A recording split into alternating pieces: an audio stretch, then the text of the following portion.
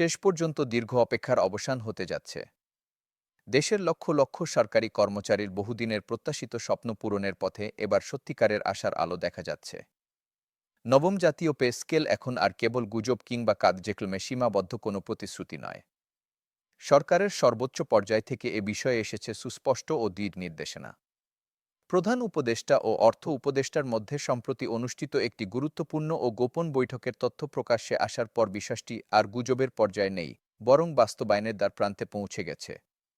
সংশ্লিষ্ট সূত্রের বরাতে জানা গেছে, ওই বৈঠকে স্পষ্ট সিদ্ধান্ত নেওয়া হয়েছে, নবম জাতীয় পে স্কেল বর্তমান সরকারের মেয়াদেই বাস্তবায়ন করতে হবে।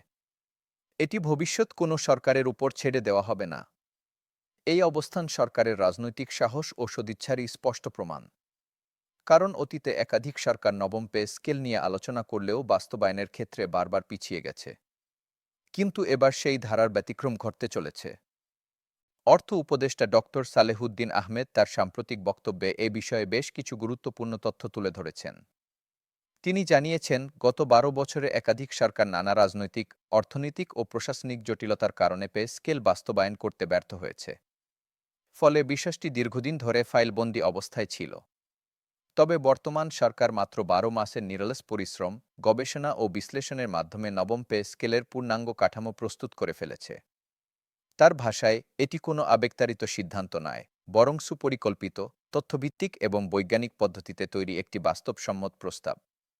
বৈঠকে উভয় পক্ষই একমত হয়েছেন যে নবম পে স্কেল বাস্তবায়ন কেবল একটি প্রশাসনিক দায়িত্ব নয়, বরং এটি একটি নৈতিক দায়বদ্ধতা। কারণ দেশের সরকারি কর্মচারীরা দীর্ঘদিন ধরে ক্রমবর্ধমান জীবনযাত্রার ব্যয়, দ্রব্যমূল্যের ঊর্ধ্বগতি এবং আয়-ব্যয়ের তীব্র বৈষম্যের চাপে জর্জরিত। একটি সন্তুষ্ট ও আর্থিকভাবে সুরক্ষিত প্রশাসন ছাড়া কার্যকর রাষ্ট্র পরিচালনা এবং টেকসই উন্নয়ন সম্ভব নয়। এই উপলব্ধি থেকেই সরকার এ পদক্ষেপ নিচ্ছে। তবে বাস্তবতার বিষয়টিও সরকার উপেক্ষা করছে না। অর্থ উপদেষ্টা স্পষ্ট করে বলেছেন, দেশের বর্তমান অর্থনৈতিক অবস্থা অত্যন্ত চ্যালেঞ্জিং। বৈদেশিক মুদ্রার রিজার্ভ সংকট, উচ্চ মূল্যস্ফীতি এবং সার্বিক আর্থিক চাপের মধ্যে এই মুহূর্তে পে স্কেল ঘোষণা করা বাস্তবসম্মত হবে না।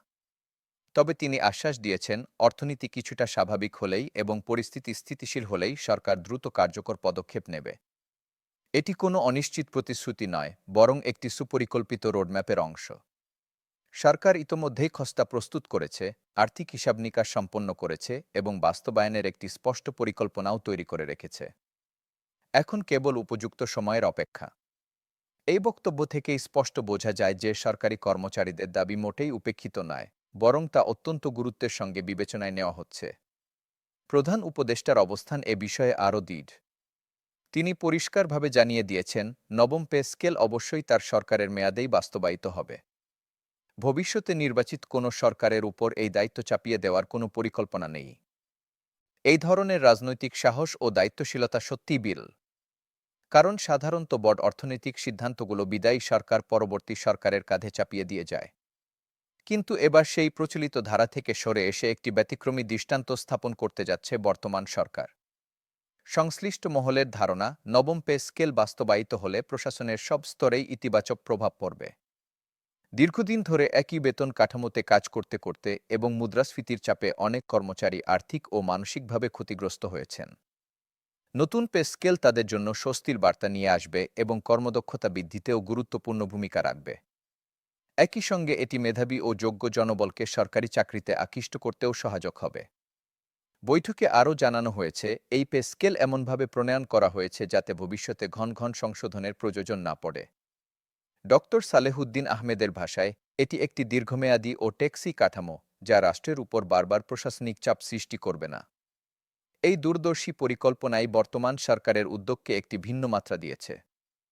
সরকারের সামগ্রিক অর্থনৈতিক পুনরুদ্ধারের পরিকল্পনার সঙ্গেও নবম পে স্কেল বাস্তবায়নের বিষয়টি সরাসরি যুক্ত। অর্থনীতি স্থিতিশীল হলে, বৈদেশিক মুদ্রার রিজার্ভ বাড়লে এবং রাজস্ব আয় বৃদ্ধি পেলে পে স্কেল বাস্তবায়ন আরও সহজ ও ঝুঁকিমুক্ত হবে। সে লক্ষ্যেই অর্থনৈতিক সংস্কার, বিনিয়োগ বৃদ্ধি, দুর্নীতি দমন এবং কর্মসংস্থান সৃষ্টির ওপর সমান গুরুত্ব দেওয়া হচ্ছে। সব মিলিয়ে বলা যায়, নবম জাতীয় পে স্কেল নিয়ে সরকারের অবস্থান এখন আগের যেকোনো সময়ের তুলনায় অনেক বেশি স্পষ্ট, বাস্তবসম্মত ও ইতিবাচক। প্রধান উপদেষ্টা ও অর্থ উপদেষ্টার ওই গুরুত্বপূর্ণ বৈঠকের তথ্য প্রকাশ্যে আসার পর এটি প্রায় নিশ্চিত হয়ে গেছে যে বিষয়টি আর আলোচনার পর্যায়ে নেই, বাস্তবায়নের প্রস্তুতিও প্রায় সম্পন্ন। এখন শুধু দেশের সার্বিক পরিস্থিতি কিছুটা স্বাভাবিক হওয়ার অপেক্ষা। সরকার যেমন দৃঢ় প্রতিশ্রুতি দিয়েছে, তেমনি সময়ের বাস্তবতাকেও গুরুত্ব দিচ্ছে। এই ভারসাম্যপূর্ণ অবস্থান ও সদিচ্ছাই খুব শিগগিরই নবম পে স্কেলকে বাস্তবে রূপ দিতে পারে এবং দেশের লক্ষ লক্ষ সরকারি কর্মচারীর মুখে হাসি ফোটাতে পারে। দীর্ঘদিনের অপেক্ষার অবসান ঘটিয়ে তাদের আর্থিক ও মানসিক স্বস্তি ফিরিয়ে আনবে এই পে স্কেল, এবং সেই দিন হয়তো আর খুব দূরে নয়।